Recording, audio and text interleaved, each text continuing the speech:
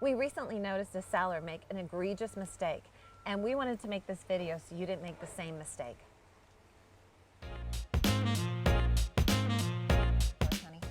Hi, we're Jen and Nick with the Iannitti Realty Group. This year we were fortunate enough to sell 2 model matches in the same division. So ultimately, basically the same house. The first one we sold in March. We listed it at $850, sold it in about a week with multiple offers, and ultimately were able to negotiate a price of $870,000 for our seller. About 3 doors down, one of the neighbors saw the fantastic job we did, so they hired us as well. It was an interior unit, so we listed that at about $840. Again, we sold it in about a week with multiple offers and ultimately achieved a sales price for him of $879,000. About a week before that closed, we noticed though that a third model match had come on the market, and when we compared the listings side by side, it was easily able to see that the listing agent had made numerous errors in the listing. There were a lot of missed opportunities we could see in the preparation of the property, the presentation, the marketing.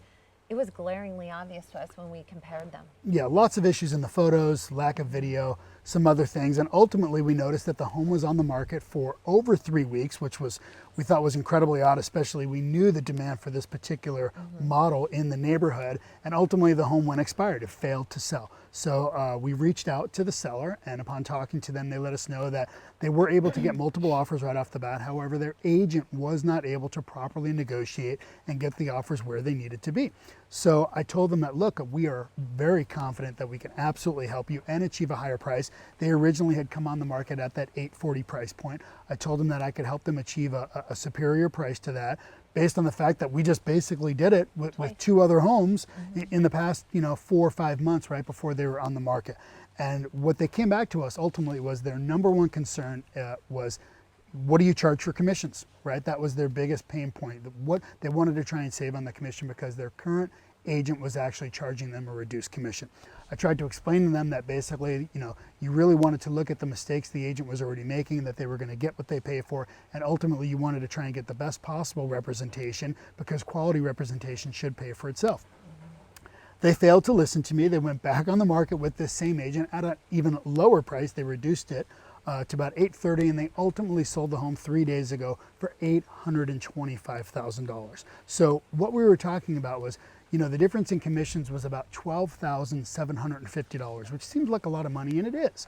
However, in an effort to save $12,750, it ultimately cost them $54,000 in purchase price. So that's kind of the moral of the story, right? You absolutely kind of get what you pay for. And of course, we run into this all the time with people wanting to save on commission. And look, I feel like they get clouded with commission versus looking at the bigger picture and having the clarity to focus on the bottom line. Yeah, look, I mean, saving $13,000 in commission, that's great, if you can do that. If it cost you $54,000 in the process, that's probably not the most sound financial decision for your family's future. So we just want to make sure that, if you look at our the other homes that we sold, they're listing at $850 and selling for $870 and listing for $840 and selling for $879. We ultimately paid for ourselves, basically, in the way we were able to negotiate the multiple offers, remove some contingencies that were needed, and ultimately we saw that this didn't happen on the other side, right? And this is why I end every single video, right? I always say who you choose to negotiate for you absolutely matters.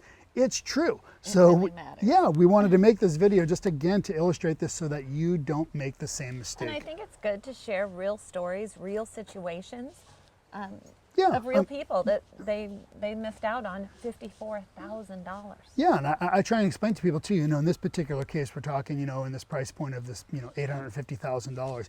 If you were going to get into an $850,000 lawsuit, would you try and get the cheapest attorney you can find to represent you? Probably not. It's the same thing when you're dealing with a real estate professional. You want to look at what is their track record, what is their sales to list price ratio, and what is their plan to ultimately help you achieve the goal. If they don't have a plan other than just reducing their commission, you might want to continue looking for a superior agent. Well, also, if their plan is to reduce commission, what's their plan going to be when they get into negotiations? To reduce the price. Absolutely. So anyway, if you have any questions about this particular case study, we're more than happy to share more details with you. And of course, if you have any questions about what your home is worth, what's going on in the market, is this a good time to sell or buy? We're more than happy to have that conversation. Just reach out, and that's it. Thanks so much for tuning in. And remember, Who you choose to negotiate for you absolutely matters. Now more than ever. Thanks so much. Thank you. Bye.